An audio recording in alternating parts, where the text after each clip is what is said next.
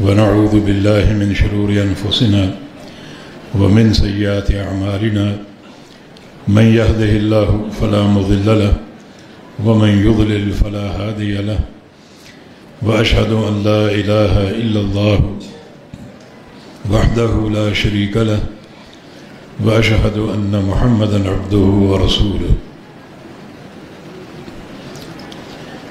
يا أيها الذين آمنوا اتقوا الله حق تقاته ولا تموتن إلا وأنتم مسلمون يا أيها الناس اتقوا ربكم الذي خلقكم من نفس واحدة وخلق منها زوجها وبث منهما رجالا كثيرا ونساء واتقوا الله الذي تساءلون به والأرحام إن الله كان عليكم رقيبا يا أيها الذين آمنوا اتقوا الله وقولوا قولا سديدا يصلح لكم أعمالكم ويغفر لكم ذنوبكم ومن يطع الله ورسوله فقد فاز فوزا عظيما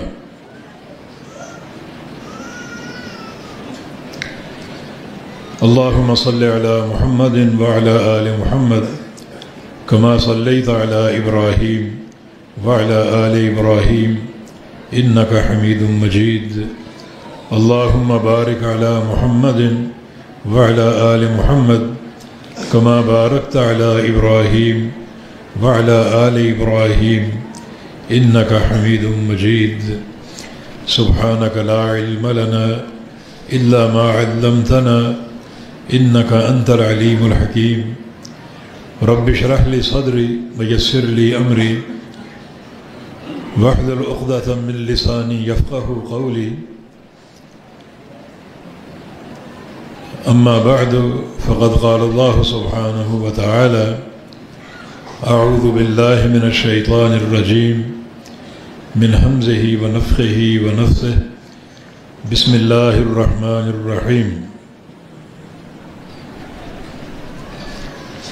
ألم تر كيف فعل ربك بعاد إرم ذات العماد التي لم يخلق مثلها في البلاد وثمود الذين جابوا الصخر بالواد وفرعون ذي الأوتاد الذين طغوا في البلاد فأكثروا فيها الفساد فصب عليهم ربك صوت عذاب إن ربك لبالمرصاد معزز علماء کرام اور بالخصوص اس وقت یہاں ہمارے حیدرآباد کے مدرسہ کے شیخ الحدیث مولانا افضل چانڈیو حافظہ اللہ اور جمعیت اہل دین سندھ کے ناظم مالیات ڈاکٹر عبدالرشید صاحب حافظہ اللہ اور دیگر تمام مہمانان گرامی اور معزز سامعین حضرات، آج کا موضوع آپ نے سن لیا جو کرونا وائرس کے تعلق سے ہے۔ یہ مرض ایک وبائی شکل اختیار کر چکا ہے اور اسے ایک متعدی مرض کہا جاتا ہے، اور اس کی دہشت کی گونج پوری دنیا میں موجود ہے، اور اس مرض سے بچاؤ کے لیے احتیاطی تدابیر اختیار کی جا رہی ہیں۔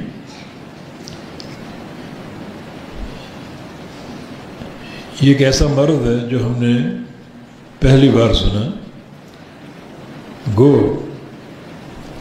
اب جو خبریں آ رہی ہیں تو 2002 کے حوالے سے بھی بعض ممالک میں اس مرض کی موجودگی کا علم ہوا ہے، مگر اس وقت اس کا حملہ اتنا شدید نہیں تھا اور جانی نقصان بہت کم ہوا۔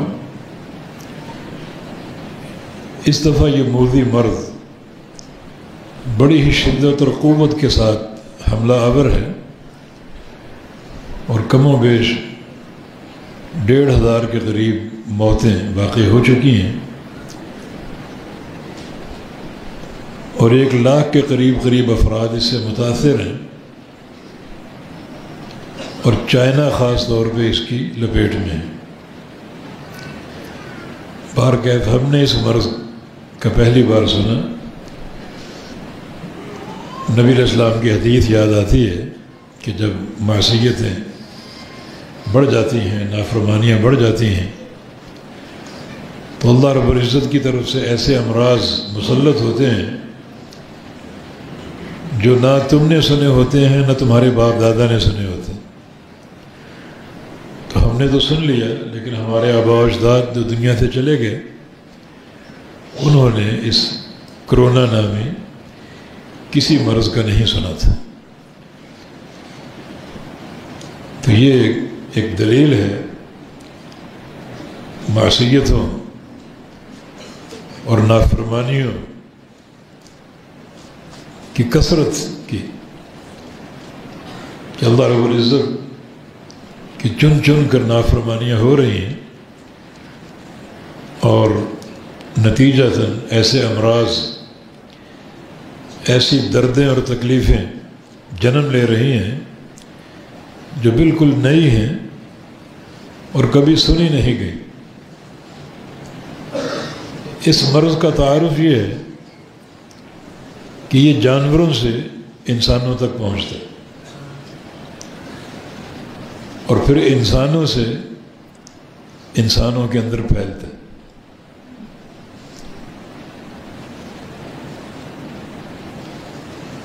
جانور کی تخصیص ذکر نہیں ہوئی کہ کس جانور سے، لیکن بہرکیف یہ خبیث قسم کے جراثیم ہیں، اور ایسے ہی جانوروں سے زیادہ حاصل ہوتے ہیں یا وارد ہوتے ہیں جو بظاہر خبیث ہی قرار پاتے ہیں۔ اور چونکہ چائنیز قوم جو ہے یہ انہی خبیث جانوروں کو بے روک ٹوک کھاتی ہے، جن میں کتے، بلیاں، سانپ، بچھو، چوہے اور طرح طرح کی نحوستیں۔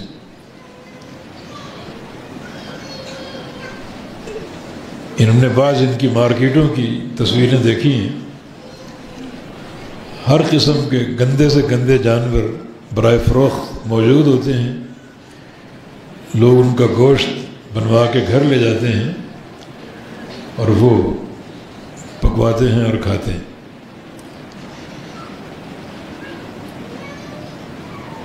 تو یہ جراثیم اسی قسم کے موذی جانوروں سے انسانوں میں منتقل ہوتے ہیں، اور جب ایک انسان کے اندر آ جائیں تو اس سے پھر دوسرے انسانوں تک منتقل ہوتے ہیں، اور یوں یہ مرض ایک وبائی شکل اختیار کر لیتا ہے اور متعدی بن جاتا ہے۔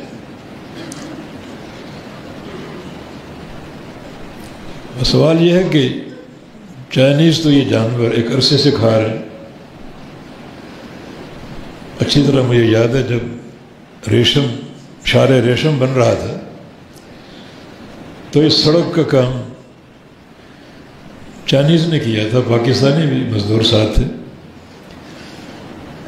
تو ایک ہم نے مضمون پڑھا ایک پاکستانی انجینئر کا جو اس روڈ کے بنانے میں موجود تھا، کہ اکثر میں نے دیکھا جب کام ختم ہوتا اور اپنے اپنے کیمپوں میں ہم لوٹتے تو چائنیز جب لوٹتے تو ان کے ہاتھ میں جو کتا جو ان کو نظر آتا اس کو پکڑ لیتے۔ تو میں حیران تھا کہ یہ کتا کیوں پکڑ کے لے جاتے۔ تو ایک دن میں نے پیچھا کیا کہ کتے کا کیا کرتے ہیں، تو دیکھا کہ وہ خیمے میں داخل ہوا اور اس خیمے میں ایک بڑی کڑاہی ابل رہی تھی، تو وہ کتا اس نے اس کڑھائی میں پھینک دی.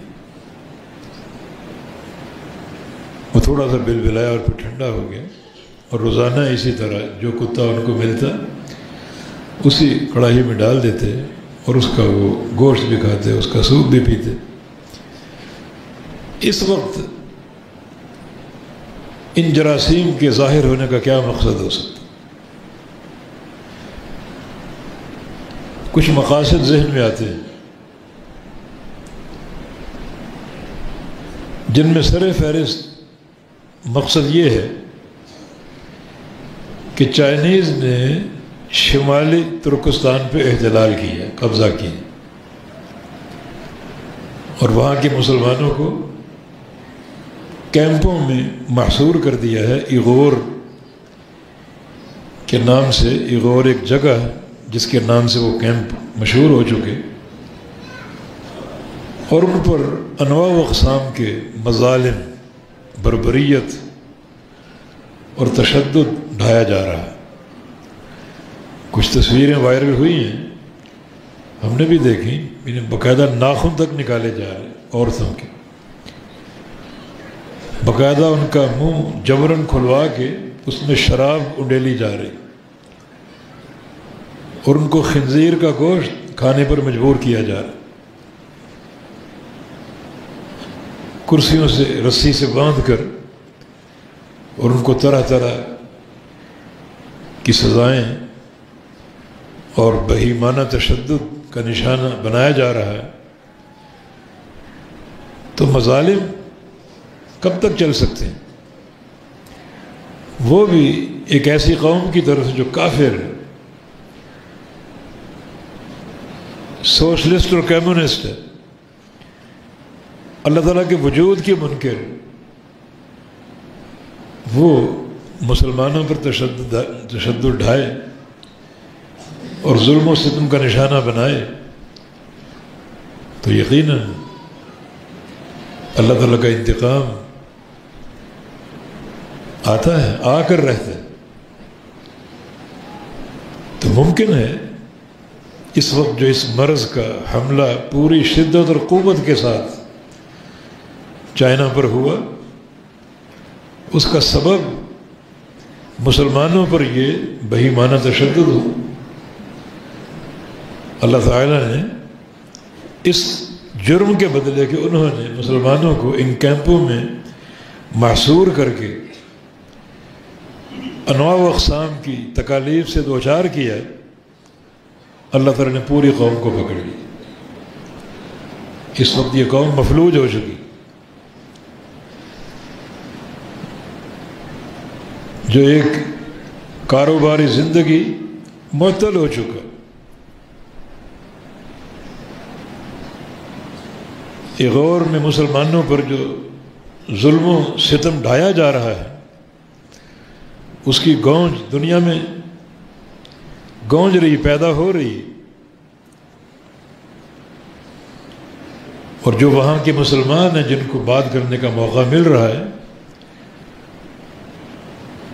وہ اس بات پر اصرار کر رہے ہیں کہ چائنا کی مصنوعات کا بائیکاٹ کیا جائے. جس ترقی کی معراج پر یہ پہنچا ہوا ہے، دنیا کے مسلمان اگر ایک ہفتہ کے لیے چائنا کی مصنوعات کا بائیکاٹ کر دیں، کوئی ان کی ترقی دھڑام سے زمین پر گر جائے. اور کفار مادہ پرست ہوتے ہیں، انہیں مالی شکست یا مالی نقصان برداشت نہیں. یہ تو مسلمان ہیں بحمدللہ، جن کا تعلق اللہ تعالیٰ کے ساتھ ہوتا ہے، مالی نقصان کی پرواہ نہیں کرتے، بلکہ مالی نقصان پر صبر کر کے اللہ تعالیٰ سے اجر حاصل کرنے کی کوشش کرتے. لیکن کفار کو یہ نقصان برداشت نہیں، یہ صدمہ برداشت نہیں. تو ایک تو یہ سبب ہو سکتا ہے کہ جو ایک ظلم اور تشدد اور بربریت جس کا بازار ایغور کے کیمپوں میں گرم ہے، اللہ تعالیٰ نے پکڑ لی، اللہ نے انہیں محصور کر دی. ان کی اکانومی کو مفلوج کر دیا، ان پر ایک خوف و ہراس مسلط کر دیا۔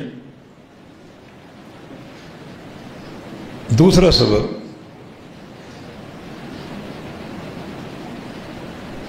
اس مرض کے حملے سے کچھ عرصہ قبل ایک تقریر انٹرنیٹ پہ وائرل ہوئی، وہ بھی چائنا کے صدر کی، جس کا لب لباب یہ تھا کہ دنیا کی کوئی طاقت چائنا کو ترقی سے نہیں روک سکتی، آگے بڑھنے سے نہیں روک سکتی۔ ہم آگے بڑھ رہے ہیں، مستقل ترقی کی راہ پر گامزن ہے۔ اب دنیا کی کوئی طاقت چائنا کا اقتصادی نقصان نہیں کر سکتی اور چائنا کو ترقی کی شاہراہ سے پلٹا نہیں سکتی۔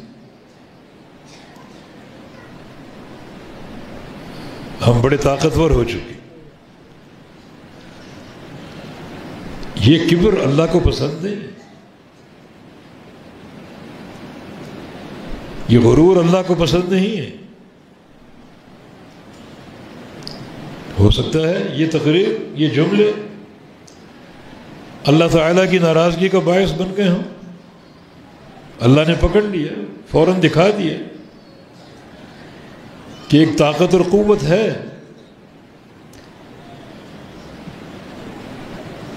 جو تمہاری اس ترقی کے راستے کو مفلوج کر سکتی، قادر۔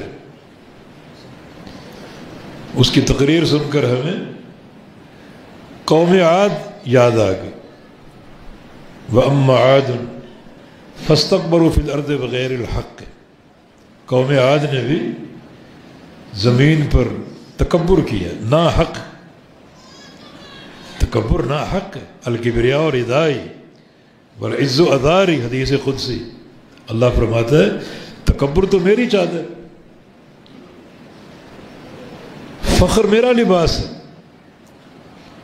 من نازعنی فیہما ادخلہ النار، جس نے اس چادر میں ہاتھ ڈالا اس کو جہنم میں ڈال دو، وہ تو اخروی سزا۔ اللہ اگر چاہے تو دنیا میں پکڑ، اس کے کسی فعل پر کوئی اس سے سوال نہیں کر سکتا۔ لا یسأل عما یفعل وہم یسألون، وہ جو کرتا ہے وہ مختار ہے، اس سے سوال نہیں کیا جا سکتا۔ وہ پوری دنیا سے سوال کرے گا اور دنیا کی کوئی طاقت اللہ سے سوال نہیں کر سکتی، بلکہ سوال کرنا تو دور کی بات ہے۔ من نوقش فقط عذب، روز قیامت اللہ تعالیٰ نے اگر حساب لیتے ہوئے کسی بندے سے یوں سوال کر لیا کہ تو نے فلاں گناہ کیوں کیا تھا، اس کیوں کا کوئی جواب نہیں دے سکتا۔ اخروی حساب کی دو قسمیں، آسان اور مشکل۔ آسان حساب اعمال کا عرض ہے، گناہوں کا پیش کیا جائے، فلاں گناہ کیا، فلاں گناہ کیا، بندہ اقرار کرے گا، تب تک حساب آسان، اللہ تعالیٰ معاف کر دے گا۔ لیکن مشکل حساب جو ہے کہ تو نے فلاں گناہ کیوں کیا تھا، یہ مناقشہ، کیوں کیا تھا، اس کیوں کا کوئی جواب نہیں دے سکتا۔ تو تکبر تو اللہ کی چادر، اللہ تعالیٰ نے جو تقسیم کی ہے اپنی اور اپنی مخلوق کے مابین، تو تکبر اپنے لیے رکھا، پسند کیا، اور تواضع اپنی مخلوق کی۔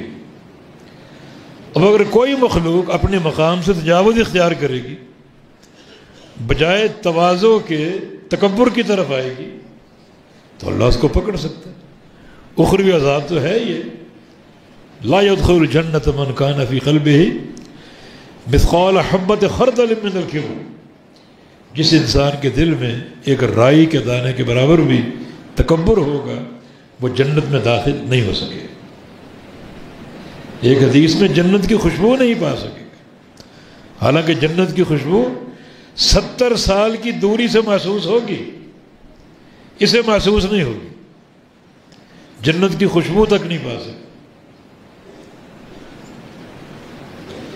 تو یہ اس کی تقریر تکبر کی عکاس ہے کہ ہم طاقتور، ہم فلاں اور ہم فلاں، کوئی طاقت ہمارا راستہ نہیں روک سکتی، ہماری ترقی کو مفلوج نہیں کر سکتی۔ تو یہ قوم عاد فاستکبروا فی الارض بغیر الحق، ناحق تکبر کیا. وقالوا من اشد منا قوت، اور کیا کہا کہ کون ہے جو طاقت میں ہم سے زیادہ. اپنی قوت پہ گھمنڈ ہو گیا، اپنی طاقت پہ ناز ہو گیا. ہم سے طاقت میں کوئی زیادہ نہیں، ہماری یہ ترقی، ہماری یہ ترقی، ہماری یہ ترقی. یہ کبر کا انداز پسند نہیں. کسی دور میں ایک شخص نے کہا تھا کہ یہ کرسی بڑی مضبوط، پھر کیا انجام ہوا؟ یہ جملے اللہ کو پسند نہیں ہیں، یہ انداز گفتگو اللہ کو پسند نہیں. تو ہو سکتا ہے جس شدت کے ساتھ اس بار اس مرض کا حملہ ہوا، یلغار ہوئی، اس کا سبب اس کی یہ تقریر ہو. قوم عاد نے کہا کون ہے جو ہم سے طاقت میں زیادہ ہو؟ اللہ تعالیٰ نے جواب دیا جو تمہارا خالق ہے، تم تو مخلوق ہو. وہ اشد منکم قوت، وہ اللہ رب العزت، وہ خالق اور مالک تم سے زیادہ طاقتور. پھر اللہ نے پکڑا، اللہ کا عذاب آیا. کذبت ثمود وعاد بالقارعہ فاما ثمود فاہلکوا بالطاغیہ واما عاد فاہلکوا بريح صرصر عاتیہ. قوم ثمود آئی، قوم عاد آئی، تکبر کی راہ اختیار کی. اللہ نے قوم ثمود پر اپنا ایک لشکر چھوٹا سا مسلط کیا، اور وہ ایک کڑک تھی، ایک چیخ تھی. لشکر اس کے بے تحاشا، ایک چھوٹے سے لشکر کا انتخاب کر کے ان پر مسلط کیا. ایک چیخ، ایک کڑک جس نے ان کے کلیجے پھاڑ دیے. اور جہاں تک تعلق ثمود کا اور قوم عاد کا، ان پر ایک آندھی مسلط کر. آندھی وہ 7 دن جاری رہی. اللہ نے جھنجھوڑا، یک لفظ بھی تباہ کر سکتا تھا، قادر ہے وہ، لیکن جھنجھوڑا، ان کو خوف اور ہراس میں مبتلا کیا. جو کہتے تھے من اشد منا قوت، کہ ہم سے کون ہے جو طاقت میں زیادہ. اللہ نے جھنجھوڑا، 7 دن یہ آندھی چلتی، حتیٰ کہ اس قوم کو برباد کر دیا. لاشیں ان کی گری ہوئی تھی، میدان بکھری ہوئی جیسے کھجوروں کے بڑے بڑے تنے ہوتے. یہ ان کی قوت اور طاقت، ان کی جسامت، ان کی قدامت، کھجوروں کے تنوں کی معنی. اللہ تعالیٰ نے ان تمام کو تتر بتر تباہ و برباد کر دیا، نام و نشان کا مٹا دیا. تو اللہ تعالیٰ کی قدرت، اس کی طاقت، یہ ایک سبب ہو سکتا ہے.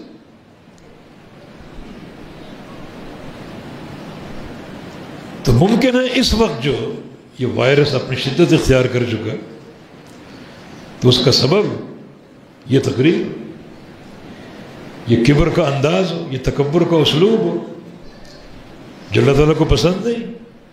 اللہ تعالیٰ بندے کی تواضع پسند کرتے. جس قدر جھکو گے، تواضع اختیار کرو گے، اللہ کے مقرب بنتے جاؤ. اقرب ما یکون العبد من ربی وهو ساجد، نبی علیہ السلام کی. بندہ اپنے رب کے زیادہ قریب کب ہوتا ہے؟ کیا کسی پہاڑ کی چوٹی پہ چڑھ کے؟ وہ دبئی میں ایک بلڈنگ ہے غالباً 100 منزلہ سے زیادہ، اس پر چڑھ کے؟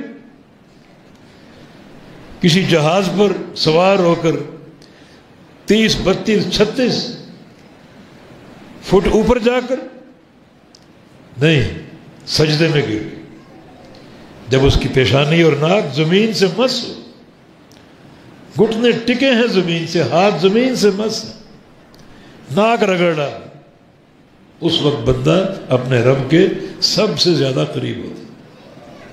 یہ انداز تواضع سب سے بڑا انداز ہے. نبی علیہ السلام کا فرمان ہے، اب تم اتنے قریب ہو اپنے رب کے کہ چھان چھان کر دعائیں کرو، اللہ تعالیٰ قبول کرے. اپنے رب کے قریب جا چکے، حالانکہ نیچے گرا ہو. بظاہر قریب وہ ہوتا ہے جو اوپر جائے، اللہ تعالیٰ اوپر. لیکن نہیں، یہ تواضع کا انداز اللہ رب العزت کو اس قدر پسند ہے کہ بندے کا یہ انداز بندے کے انتہائی قرب کا باعث وسجد وقت ہے، سجدہ کرو اور اللہ کے قریب ہو، چھان چھان کر دعائیں کرو، اللہ قبول کرے۔ ما تواضع احد للہ الا رفعہ اللہ۔ سنو رفعتوں اور ترقیوں کا راز، جو قوم اللہ تعالیٰ کے لیے جس قدر تواضع اختیار کرے گی اللہ اس قوم کو اسی قدر بلندیاں دے گا اور ترقیاں عطا فرمائے۔ ترقی کا راز، بلندی کا راز تمہاری یہ خام خواہ کے بڑے نہیں ہیں، یہ بکواسات نہیں ہیں۔ ہم طاقتور ہو گئے، ہماری ترقی کو کوئی روک نہیں سکتا، آگے بڑھنے سے کوئی روک نہیں سکتا، یہ کبر کا انداز اللہ تعالیٰ کو پسند ہے۔ تو ممکن ہے اس دفعہ اس وائرس کی شدت کہ بعض چائنا کے سڑکوں پر لاشیں بکھری ہوئی ہیں،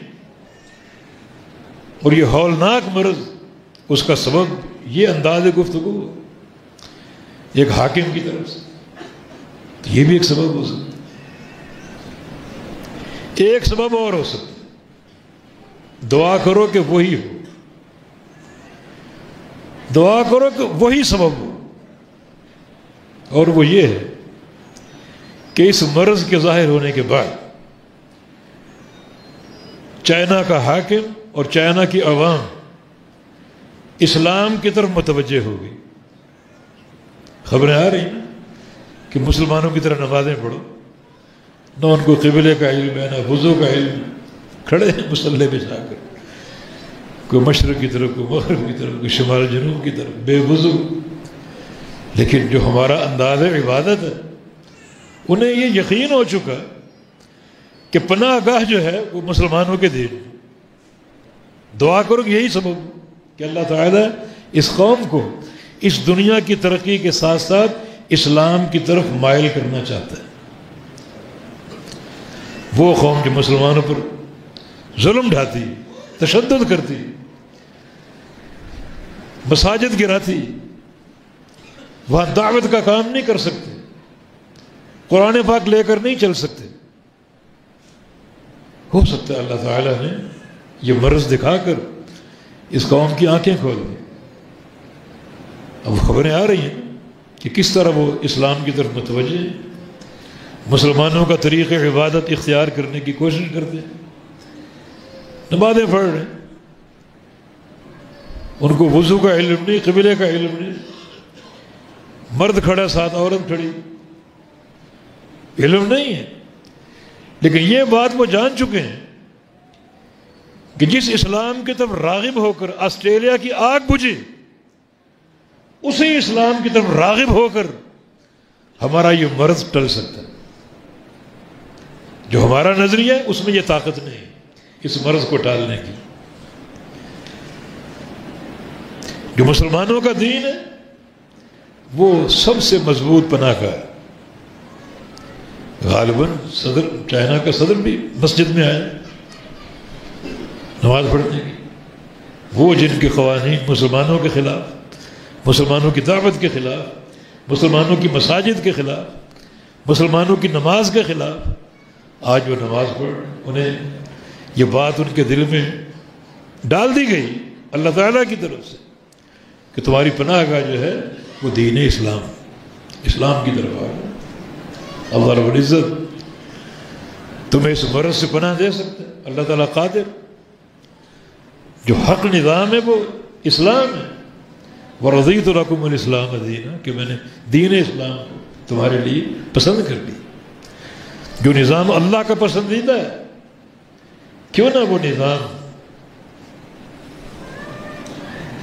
دنیا میں ایک انسان کی عافیت کا باعث، قوموں کی عافیت کا باعث، اللہ رب العزت نے اسی اسلام کے ذریعے، اسی دین کے ذریعے مسلمانوں کو طاقت دی، قوت دی،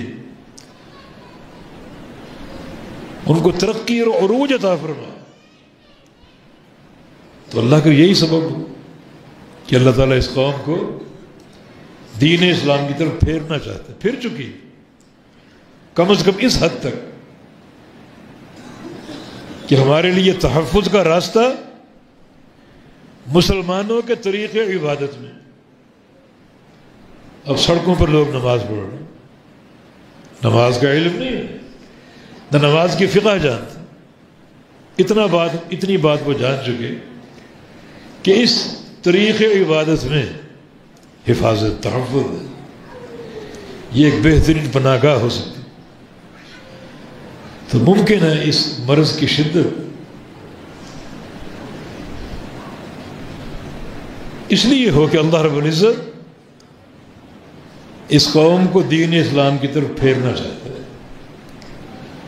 اسلام کی حقانیت اور اس کی قوت، آسٹریلیا میں جب آگ لگی تو ان کے سروں پر ایک حجت قائم ہوئی، انہوں نے لاکھ جتن کیے، آگ پر قابو نہیں پا سکے، لیکن مسلمانوں کا طریقہ عبادت، ان کے ساتھ مل کر دعائیں کرنا، یہ اس آگ کے خاتمے کا باعث بنا۔ یہ میسج یہاں بھی پہنچا، چائنیز تک پہنچا، انہوں نے اس بات پر یقین کر لیا کہ اس مرض کی شدت ہم سے بھی ٹل سکتی ہے اگر مسلمانوں کی طرح عبادت کریں، اس رب کو پکاریں جو رب مشکلات کو حل کرنے پر قادر ہے۔ اور یہ کام اللہ تعالیٰ ہی کا ہے، مشکلات کو ٹالنے والا وہی ہے۔ اور اگر ایک مسلمان یہ دعوے اور نعرے لگائیں، مشکل کشا فلاں، حاجت روا فلاں، گنج بخش فلاں، دستگیری کرنے والا فلاں، تو یہ نعرے کل ہمارے لیے بھی اللہ تعالیٰ کے عذاب کا سبب بن سکتے ہیں۔ مشکلات کو ٹالنے والا کون ہے؟ اللہ رب العزت۔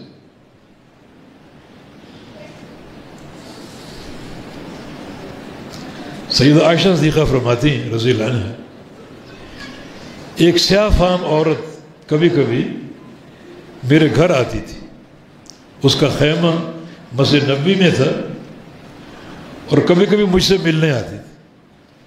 میں نے ایک دو بار نوٹ کیا کہ وہ ایک شعر پڑھتی ہے اور رو پڑتی۔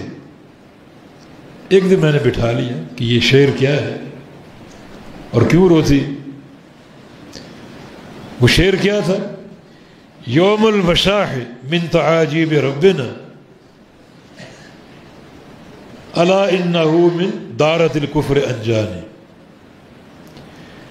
وشاح والے دن میں نے اپنے رب کی قدرت کی نشانیاں دی، اور سب سے بڑی نشانی یہ کہ اس نے مجھے دار الکفر سے نجات دے، دار الکفر سے مجھے چھٹکارا ملے۔ ام المومن نے پوچھا کہ یہ کیا قصہ یوم الوشاح کا؟ وشاح والے دن کا، وشاح عربی لفظ ہے اور اس کا معنی سرخ موتی۔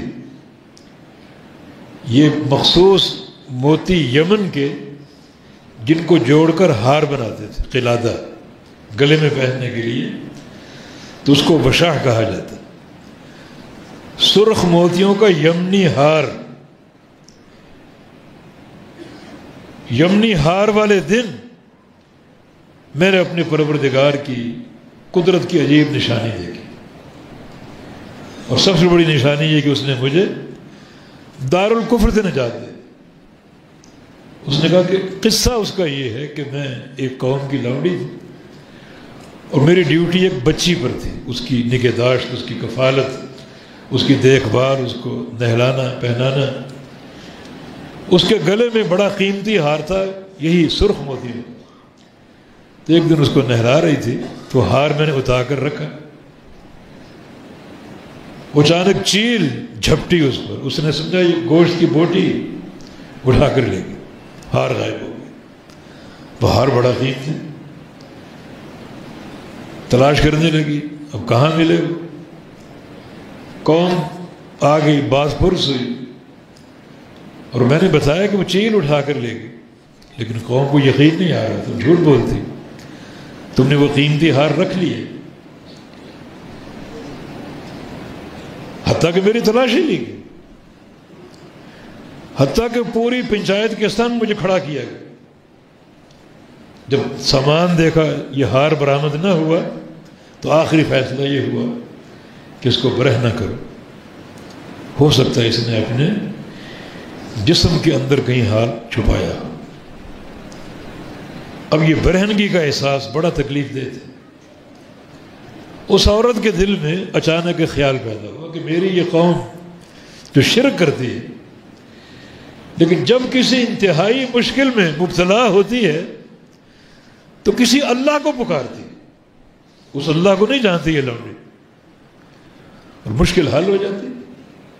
اس اللہ کا تعارف نہیں ہے اسے، وہ تو ایک لونڈی کسی ذات کو پکارتی جس کا نام اللہ ہے، اور مشکل حل ہو جاتی۔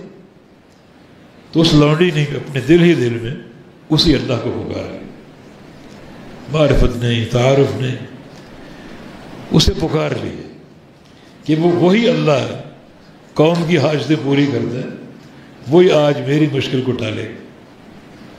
قوم موجود تھی، پنچایت موجود تھی، اور برہنگی کا وقت آیا کہ آیا، لباس اتارنے والے پہنچ گئے، سب کے سامنے وہ چیل آئی اور وہ ہار پھینک کر چلی گئی۔ پوری قوم نے اللہ تعالیٰ کی قدرت دیکھی۔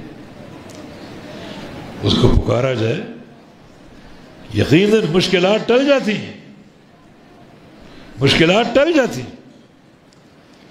وہ اللہ مشکل کشائی کرنے والا، حاجت روائی کرنے والا، اس کے ساتھ کسی کو پکارو گے، شریک کرو گے کہ فلاں مشکل کشا، فلاں حاجت روا، تو یہ دن رات اللہ کی غیرت کو دلکار دے، تمہاری مشکلات وہ ٹالے، اور تم کسی اور کا عقیدہ رکھو، یہ اللہ تعالیٰ کی غیرت کو دلکارنے کے مترادف ہے۔ اب وہ لونڈی اس قوم سے بیزار ہو گئی، یہاں سے اللہ تعالیٰ کی قدرت اور آگے بڑھ رہی، چیل نے ہار پھینکا اللہ کی قدرت سے، وہ لونڈی اس قوم سے بیزار ہو گئی، حالانکہ اس قوم کی لونڈی تھی، کہاں جائے، کوئی اس کی جائے پناہ نہیں سوائے اسی قوم کی، مگر دل بیزار ہو گئی۔ اب دل ہی دل میں یہ بات ٹھان لی کہ اس قوم کو چھوڑ دینا، میں نے ان کی خدمت کی، یہ اس کا صلہ، چھوڑ دینا اس قوم کو۔ اب یہ لونڈی رات کو سوتی نہیں تھی، کوئی قافلہ گزرے رات کے اندھیرے میں اس میں شامل ہو جائے، تنہا تو نہیں جا سکتی، جنگلات ہیں، جنگلی جانور ہیں، محفوظ نہیں ہو، کسی قافلے کے سپرد ہو جاتی، باقی معاملہ دیکھا جائے گا۔ اللہ کو پکار چکی تھی، معرفت نہیں، ایک رات ایک قافلے کے گزر کا شور ہو، جیسے جانوروں کا شور، چلنے والوں کا شور، وہ لونڈی بغیر دیکھے، بغیر سوچے سمجھے کس کا قافلہ ہے، کون ہے، اپنے خیمے سے نکلی، رات کے اندھیرے میں اس قافلے میں شامل ہوئی۔ اب لونڈی کی حیرت کی انتہا نہیں کہ اس قافلے کے جو لوگ ہیں وہ بات بات پر اسی اللہ کا نام لے رہے، کام شروع کرتے بسم اللہ، کھانا کھا رہے ہیں بسم اللہ، کھانا ختم ہوا الحمدللہ، کسی بلندی پر چڑھے اللہ اکبر، اتر رہے ہیں سبحان اللہ، اسی اللہ کا نام، بات بات پر اس اللہ کا نام، کبھی ماشاء اللہ اور کبھی انشاءاللہ، کبھی سبحان اللہ والحمدللہ ولا الہ الا اللہ واللہ اکبر۔ اس کا اشتیاق اور بڑھ گئی۔ لونڈی نے محسوس کیا کہ یہ بار بار ایک شخصیت کا نام لیتے ہیں، اور لگتا ہے وہ شخصیت بڑی محترم ہے، لگتا ہے وہ شخصیت ان کی سردار ہے، اور جو نام لیتے ہیں وہ نام ہے محمد صلی اللہ علیہ وسلم۔ اس شخصیت سے ملنے کا بھی شوق پیدا ہو۔ پھر وہ قافلہ کہاں گیا، مدینہ جا کر رکا، نبی علیہ السلام کے سامنے آ گئی، اسلام قبول کر لیا، توحید کا فہم اللہ نے دے دیا تھا۔ رسول اللہ صلی اللہ علیہ وسلم نے سیاہ فام عورت کو مسجد نبوی میں ٹھہرا دیا، خیمہ گڑوا کر۔ اب وہ سیاہ فام عورت یعنی کیا اللہ کو پکارا، اللہ نے صحابہ کی رفاقت دے دی، نبی علیہ السلام کی زیارت دے دی، مسجد نبوی کی سکونت دے دی، اب مسجد میں جھاڑو دے رہی، یہ صفائی کا بھی تو اجر ہے، با جماعت نمازیں پڑھ رہی، ہر صحابی کی خواہش یہ میری مہمان بنے، کبھی کوئی کھانا دے رہا ہے، کبھی کوئی ضیافت پیش کر رہا ہے، کیا برکتیں رحمتیں اللہ تعالیٰ کی طرف سے آ گئی۔ اور یہ وہی لونڈی ہو سکتی جس کا ایک رات اچانک انتقال ہو گیا۔ نبی علیہ السلام نے اگلے دن پوچھا، وہ عورت نظر نہیں آ رہی، عرض کیا کہ وہ رات کو فوت ہو گئی تھی، ہم نے اس کو دفن کر دیا۔ فرمایا کہ افلا آذنتمونی، تم نے مجھے اطلاع کیوں نہیں دی؟ عرض کیا کہ ہم آپ کو زحمت نہیں دینا چاہ رہے تھے، اس لیے ہم نے سارا کام کر کے غسل اور کفن اور تدفین سب کر دیا۔ فرمایا کہ دلونی علی قبر ہے، بتاؤ اس کی قبر کہاں؟ امام الانبیاء اس کی قبر پہ گئے اور جا کر اس کی قبر پر جنازے کی نماز پڑھی، اس کے لیے دعا کی، کیا اللہ کو پکارا، اور یہ تعلق باللہ جو بالکل ایک مبہم اور موہوم تھا اس کے کام آ گیا، کہاں سے کہاں پہنچ گئے۔ اللہ تعالیٰ کس طرح مشکلات کو ٹالتا ہے، حل کرتا ہے۔ اس عقیدے کے ساتھ اللہ سے تعلق جوڑو، ہو سکتا ہے یہ مرض جو بہت سے ملکوں میں پہنچ چکا ہے، کئی ممالک میں اس کی تشخیص ہوئی ہے، اور چائنا کے علاوہ بھی کئی ممالک میں لوگ موت کے منہ میں گئے ہیں۔ پاکستان بھی آ سکتا، اللہ نہ کرے۔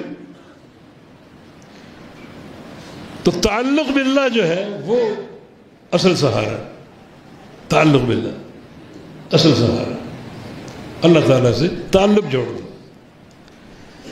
اس کو پکارنا، اس سے دعائیں کرنا، اپنے تعلق باللہ میں اضافہ کر لینا، نمازوں کی پابندی، قرآن کی تلاوت، اللہ کا ذکر کثرت سے،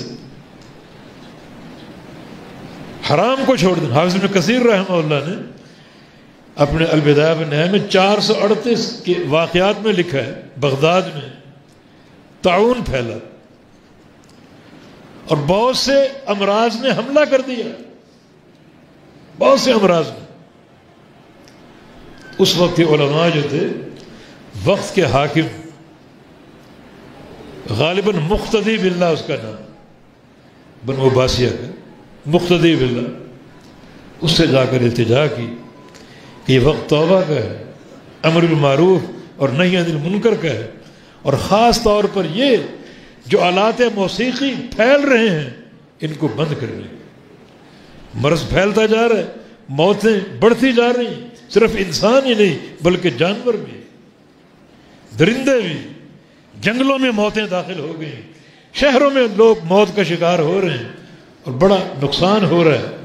اور جب امیر المومنین کے حکم سے یہ آلات ملاحی کو توڑا گیا، موسیقی ختم کی گئی، یہ لہو و لعب کے جو آلات تھے وہ توڑے گئے، اللہ تعالیٰ کے سامنے توبہ کی گئی، لجاجت اختیار کی گئی، امر بالمعروف کیا گیا، نہی عن المنکر کیا گیا، تو چند دنوں کے اندر اندر مرض پورا کا پورا ختم ہو چکا۔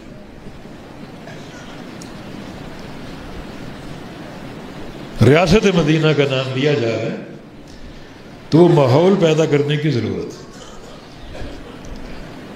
یہ جو کثرت سے ٹی وی چینل چل رہے ہیں، بہتات ہے، اور کوئی چینل موسیقیت سے خالی نہیں، موسیقی کے پروگرام سے کوئی پروگرام خالی نہیں، حتیٰ کہ تلاوت بھی سننا چاہیں 2 منٹ کی تلاوت کے بعد موسیقی شروع ہو جاتی ہے، اللہ تعالیٰ کی لعنت ہے۔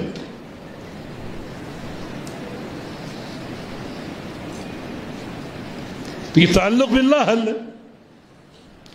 احتیاطی تدابیر ہوں ضرور، اور بالخصوص جو چائنا سے لوگ آ رہے ہیں ان کو چیک کیا جائے، یہ وائرس ان میں منتقل تو نہیں ہو گئے، پھر اس کے سد باب کی تدابیر اختیار کی۔ اب چونکہ یہ مرض اس کو متعدی کہا جاتا ہے، اس لحاظ سے عقیدے کی اصلاح ضروری ہے۔ آخر میں ایک حدیث کی شرح آپ کے سامنے اختصار سے رکھتا ہوں، تاکہ اس تعلق سے جو صحیح عقیدہ ہے وہ ہمیں سمجھ آ جائے، اس پر ہم قائم ہو جائیں۔ یہ انس بن مالک کی حدیث رضی اللہ عنہ، صحیح مسلم میں رسول اللہ صلی اللہ علیہ وسلم نے ارشاد فرمایا: لا عدوى ولا طیرۃ ولا ہام ولا صفر ولا نوء ولا غول ويعجبني الفال الحسن۔ یہ پوری حدیث جناب انس فرماتے ہیں کہ رسول اللہ صلی اللہ علیہ وسلم نے فرمایا لا عدوى، کوئی مرض متعدی نہیں ہوتا۔ طاعون کو متعدی کہا جاتا ہے، اس طرح یہ کرونا کو متعدی کہا جا رہا ہے۔ نبی علیہ السلام نے کیا فرمایا؟ کوئی مرض متعدی نہیں ہوتا۔ اس کو سمجھنے کی ضرورت ہے۔ صحیح فہم یہ ہے کہ مرض متعدی ہوتا ہے، ایک دوسرے سے پھیلتا ہے، ایک سے دوسرے کو، سے دوسرے سے تیسرے کو، لیکن عقیدہ کیا ہو؟ اگر وہ مرض مجھے لاحق ہوا فلاں شخص سے، تو میں یہ نہ کہوں کہ اس نے مجھے اس مرض میں دھکیل دیا، بلکہ یہ کہے کہ اس کے اختلاط کی بنا پر یہ مرض اللہ نے میرے اندر پیدا کیا۔ نہ اس شخص میں کوئی تاثیر ہے، نہ اس کے مرض میں کوئی قوت ہے، نہ وہ شخص اس مرض کو اپنی قدرت سے کسی میں منتقل کر سکتا ہے، اور نہ وہ مرض کسی کے اندر منتقل ہو سکتا ہے جب تک اللہ کا امر نہ ہو۔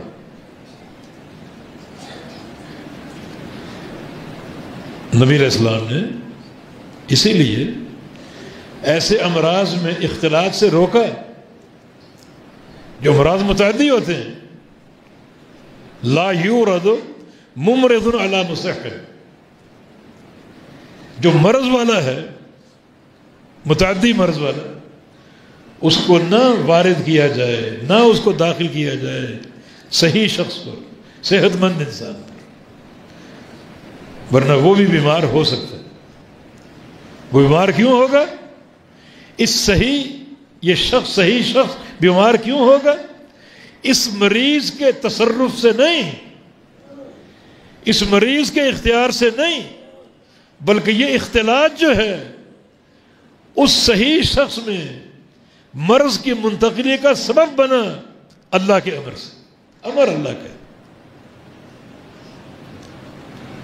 امر اللہ رب العزت، نہ یہ کسی انسان کا اختیار ہے، نہ کسی دوسری شے کا اختیار ہے۔ لیکن ٹھنڈا پانی پینے سے نزلہ ہوتا ہے، بہت سو کو نہیں بھی ہوتا۔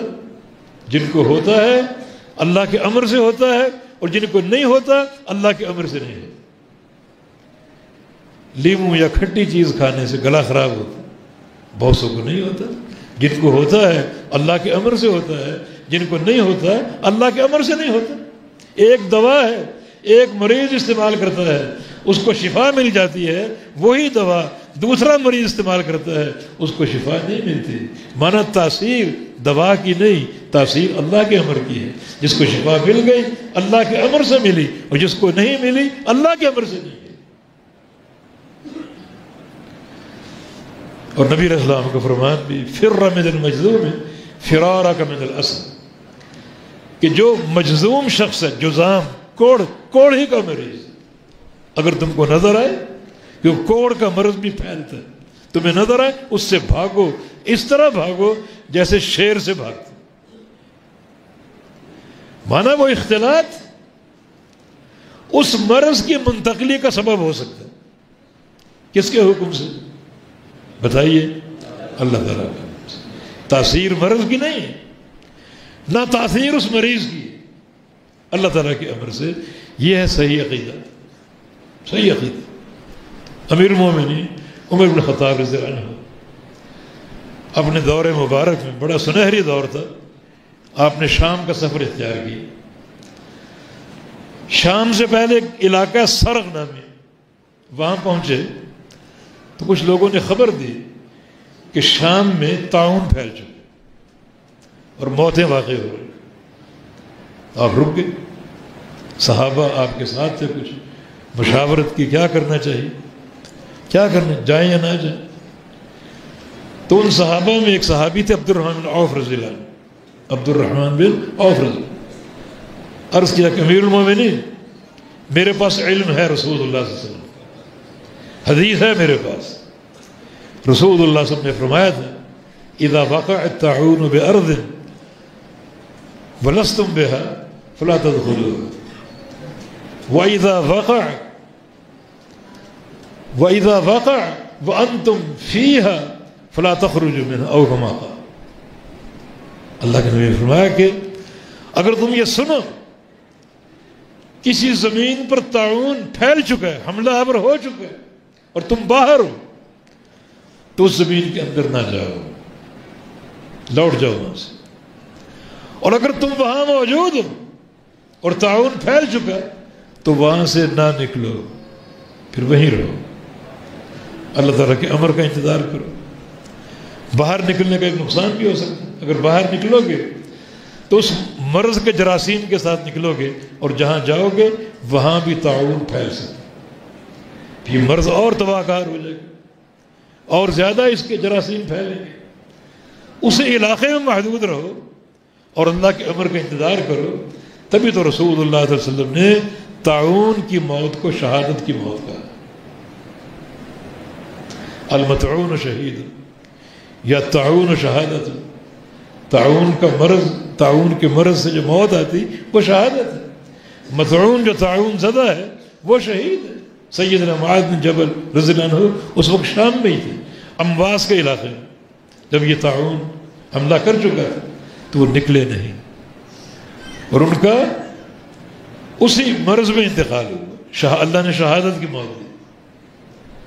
حالانکہ اس وقت ان کی عمر 37 سال تھی، جوانی کی موت، بہت بڑے عالم تھے۔ نبی علیہ السلام کی حدیث ہے کہ ان معاذ یأتی یوم القیامہ امام العلماء برتوۃ، کہ معاذ بن جبل قیامت کے دن آئیں گے میری امت کی علماء کی قیادت کرتے ہوئے، اتنا آگے ہوں گے۔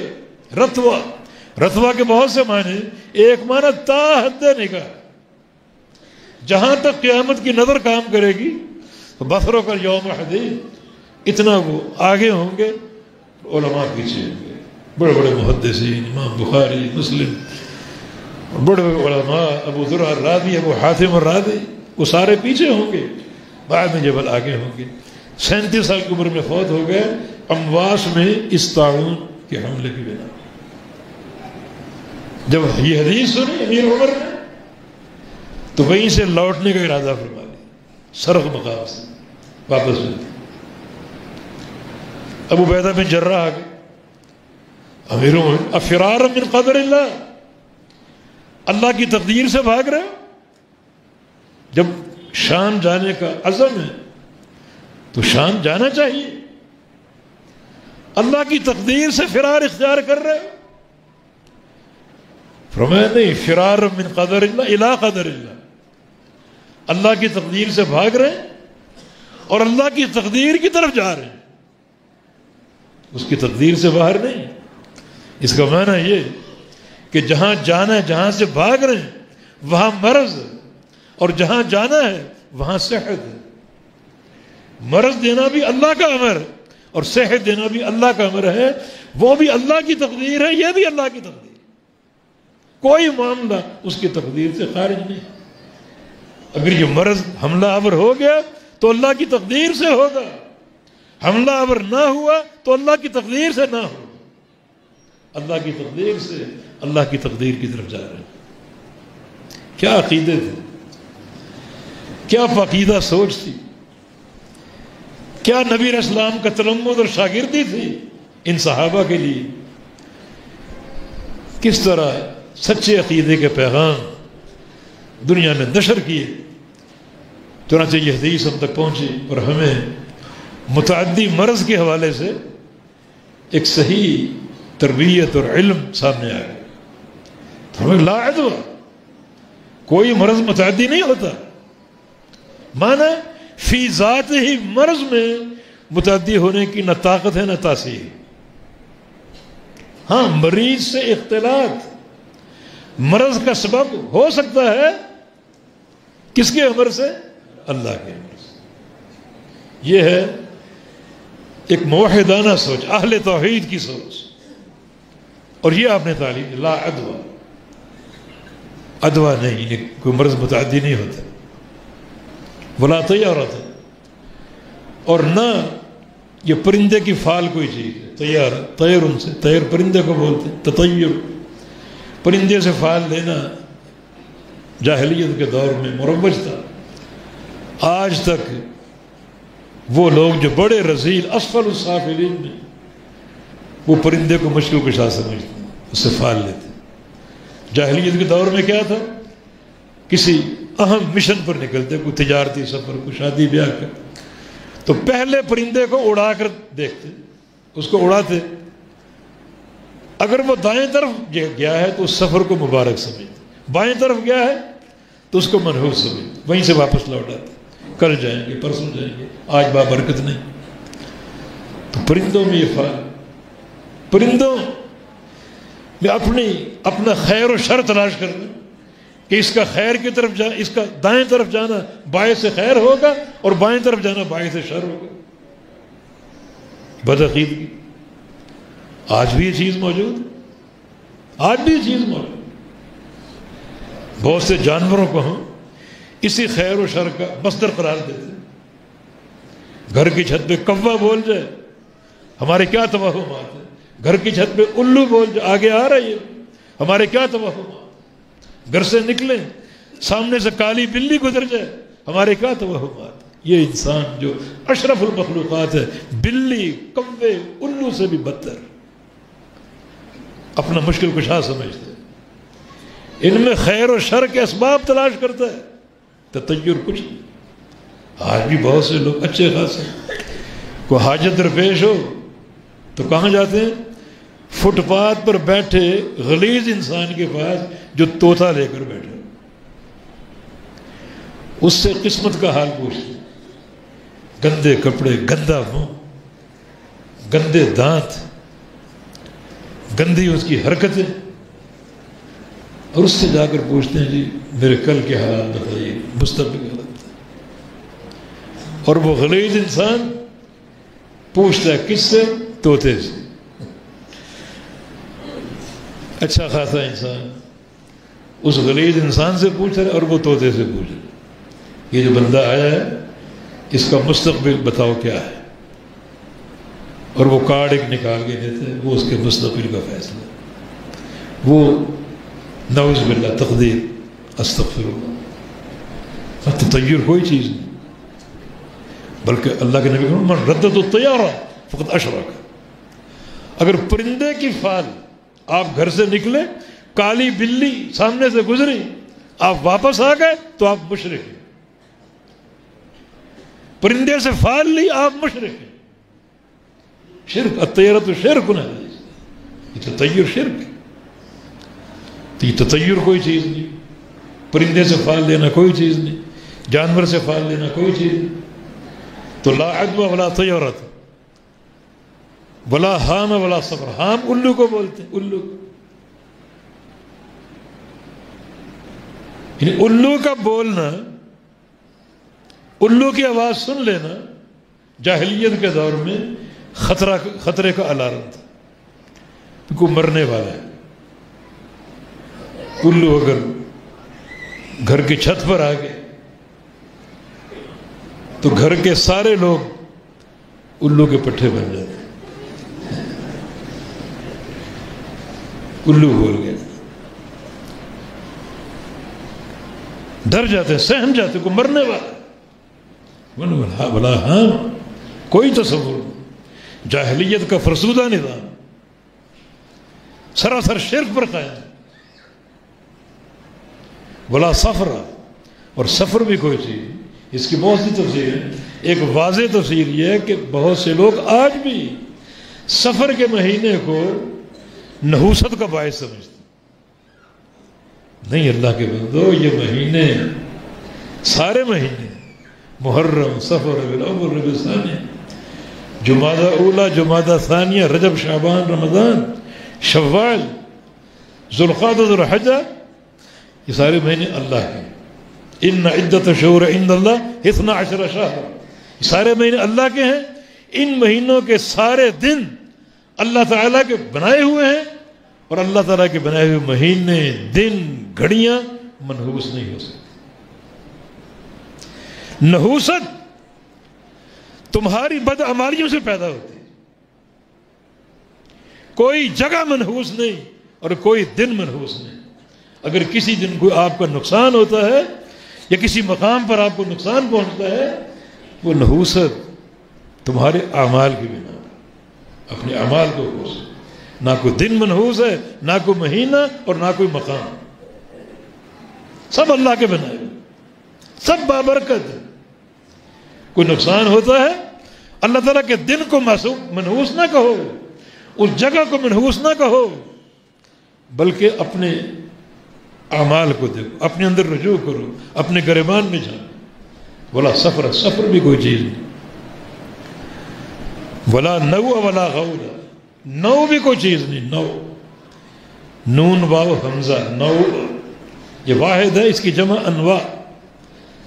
نو ایک ستارے کو کہتے ہیں، انواع 76، وہ ستارہ جو جاہلی عقیدے کے مطابق بارش لاتا ہے، بارش برساتا ہے۔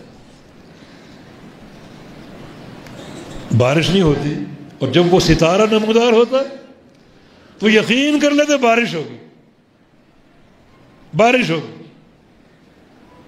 اور اس ستارے کا نمودار ہونا یہ بارش کی علامت تھی۔ وہ بارش کی تاثیر ستارے نے پیدا کر دی، لا نوع نہیں، وہ ستارہ نمودار ہو یا نہ ہو، بارش اگر برستی ہے تو اللہ کے امر سے برستی ہے، اور اگر نہیں برستی تو اللہ کے امر سے نہیں برستی۔ تاثیر اللہ رب العزت کی طرف سے، اللہ تعالیٰ کی طرف سے، بلا نوع۔ نبی اسلام کے دور میں وہ جو حدیبیہ والا سفر تھا، اس میں رات بارش برسی، تو آپ نے کیا فرمایا کہ رات جو بارش برسی ہے، اللہ تعالیٰ نے مجھ پر وحی بھیجی، اصبح من عبادی مؤمن بی وکافر بی، کہ رات کی اس بارش نے کچھ بندوں کو مومن بنا دیا، اسی بارش نے کچھ بندوں کو کافر کر دیا۔ اما من قال مطرنا بفضل اللہ فهو مؤمن، جس نے بارش کو دیکھ کر کہا یہ اللہ کا فضل ہے، اس کا ایمان تازہ ہو گیا، اس کے ایمان میں نکھار آ گیا، اس ایک ہی جملے سے کہ بارش اللہ کی دین، اللہ کا فضل، اللہ تعالیٰ کی عطا، اس ایک ہی جملے نے اس کے ایمان کو نکھار دیا۔ اور جس نے کہا کہ یہ بارش اس لیے برسی ہے کہ رات ہم نے وہ ستارہ دیکھا، وہ نو انواع، وہ ستارہ جب نمودار ہوتا ہے وہ بارش لے کر آتا ہے، بارش برساتا ہے۔ بارش کس نے برسائی؟ اللہ تعالیٰ نے۔ انہوں نے کیا کہا؟ ستارے۔ تو اللہ کی جو دین تھی، اللہ کا جو فضل تھا، انہوں نے منسوب کر دیا ایک ستارے کے، پورا یہ بندے ایک ہی جملے سے کافر ہو، کفر کی وادی میں داخل۔ تو ان کے بارے میں کیا کہیے گا جو اللہ تعالیٰ کی ہر نعمت کو چن چن کر غیر اللہ کے نام منسوب کر دے؟ اولاد لینی ہے فلاں دربار میں جا، شفا لینی ہے فلاں دربار میں جا، کاروباری ترقی چاہیے فلاں دربار میں جا، چن چن کر ایک ایک نعمت کو غیر اللہ کے نام۔ بیٹا اللہ نے دیا اور نام رکھ دیا حضور بخش، پیر بخش، چن چن کر یہ ساری زندگی مشرکانہ نام پر قائم۔ رکھنے والا کون ہے؟ باپ اس کا ملوث اس شرک کے اندر۔ اللہ تعالیٰ کی غیرت کو دن رات للکارا جاتا ہے۔ یہ تاثیر اللہ تعالیٰ کے امر سے ہے، اس میں کسی ستارے کا کوئی کردار نہیں۔ جو آسمان کے حوادث ہیں، جو آسمان کے تغیرات ہیں، اس سے زمین اثر انداز نہیں ہوتی، اور جو زمین کی تبدیلی ہے اس سے آسمان اثر انداز نہیں ہوتا۔ اثر انداز جو ہوتے ہیں اللہ کے امر سے ہوتے ہیں۔ کچھ لوگوں نے کہا سورج گرہن ہوا ابراہیم اللہ کے نبی کی وفات کی وجہ سے، یعنی زمین میں حادثہ ہوا، آسمان میں یہ تغیر واقع ہو گیا، سورج گرہن ہو گیا۔ اللہ کو فرمایا کہ نہیں، یہ اللہ کی نشانی ہے، لا ينقذفان لموت احد من حیاتہ، انہیں گرہن نہ کسی کی موت پر لگتا ہے نہ کسی کے پیدا ہونے پر لگتا ہے، گرہن اللہ کے امر سے ہوتا ہے۔ ستارہ دیکھا بارش ہو، تو آسمانی تغیرات سے زمینی تغیرات کا فیصلہ اور زمینی تغیرات سے آسمانی تغیرات کا فیصلہ پرلے درجے کا شرک ہے۔ آج سیاروں کی منزلوں سے لوگوں کے مستقبل کے فیصلے کیے جاتے ہیں۔ فلاں کب پیدا ہوا؟ فلاں مہینے، اس مہینے کون سا سیارہ تھا؟ فلاں تھا، اس سیارے کی کیا خصائص ہیں؟ یہ ہوگا، یہ ہوگا، اس کے لیے سفر بابرکت ہوگا، اس کا کاروبار اچھا چلے گا، اس کو نقصان ہوگا، اس کے لیے نحوست ہوگی۔ استغفر اللہ۔ اور یہ میڈیا ہمارا، ٹی وی اور اخبارات اس بدعقیدگی کو پوری قوت کے ساتھ تشہیر دے۔ اللہ تعالیٰ کے عذاب سے ڈر جاؤ۔ جہاں شرک کر کر کے اللہ کی غیرت کو دلکارو گے، اللہ ڈھیل دیتا ہے، بڑا حلیم ہے وہ، لیکن پکڑ آ گئی تو کون چھڑوائے گا؟ تو فرمایا کہ لا نہ ہوا، یہ ستارے کی تاثیر کا عقیدہ بالکل باطل، اور آخر میں لا غول، غول بھی نہیں ہے، غول بھی نہیں ہے۔ یہ غول بھی ایک جاہلی عقیدہ ہے جس میں جنوں سے ڈرا جاتا تھا اور جنوں کو مشکل کشا سمجھا جاتا تھا۔ یعنی ان کا عقیدہ یہ بن چکا تھا کہ جن جو ہیں ان میں تصرف ہے، امن دے سکتے ہیں، مشکلات کھڑی کر سکتے ہیں، ان سے لوگ ڈرا کرتے تھے، انہیں بڑی قوت والا سمجھتے تھے، بڑا اختیار والا سمجھتے تھے۔ فرمایا غول بھی کوئی چیز نہیں، جن بھی اللہ کی مخلوق ہے، اللہ کی مخلوق ہے۔ اگر کسی کے لیے نقصان کا باعث ہوتے ہیں تو اللہ کے امر سے، ورنہ نہیں۔ نبی علیہ السلام کی حدیث ہے اذا تقبلت الغیلان فبادروا بالاذان، جب کوئی جن کا حملہ محسوس کرو، کوئی شدت محسوس کرو، فوراً اذان دے دو، وہ دفع ہو جائے گا۔ یہ اللہ کا ذکر، اللہ کا ذکر کرو، اللہ کا ذکر کرو۔ یہ کوئی عقیدہ نہیں۔